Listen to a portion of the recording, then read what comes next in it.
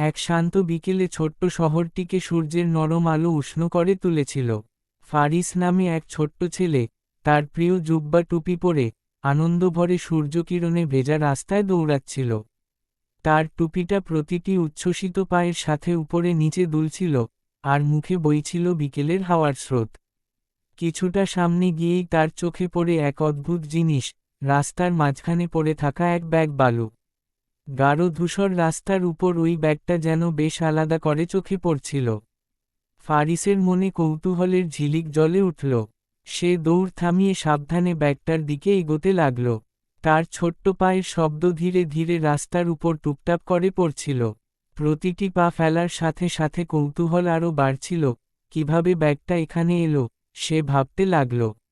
দ্বিতীয়বার না ভেবে সে ছোট্ট হাত বাড়িয়ে ব্যাগটাকে ছুঁয়ে দিল। মোটা মোটা দানার মতো খসখসে বালুর ছোঁয়া পেতেই তার মনে অদ্ভুত এক উত্তেজনা জেগে উঠল। সাধারণ মনে হলেও ব্যাগটা হঠাৎ তার কাছে মনে হলো এক গুপ্তধনের বাক্স, যেটা ভেতরে রহস্য লুকিয়ে রেখেছে। সে হাঁটু গেড়ে বসে পড়ল, এবার দুহাত দিয়ে ব্যাগটা আরও ভালো করে পরীক্ষা করতে লাগল।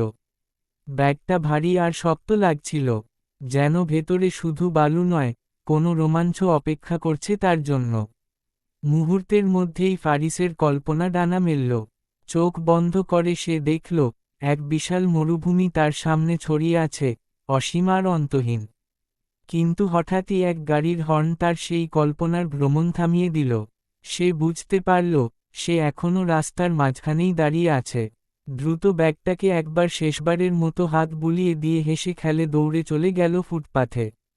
ব্যাগটা যদিও রাস্তায় রয়ে গেল, ফারিসের জন্য সেই বিকেলটা হয়ে উঠল এক অপ্রত্যাশিত যাত্রা, কল্পনা আর সম্ভাবনার জগতে।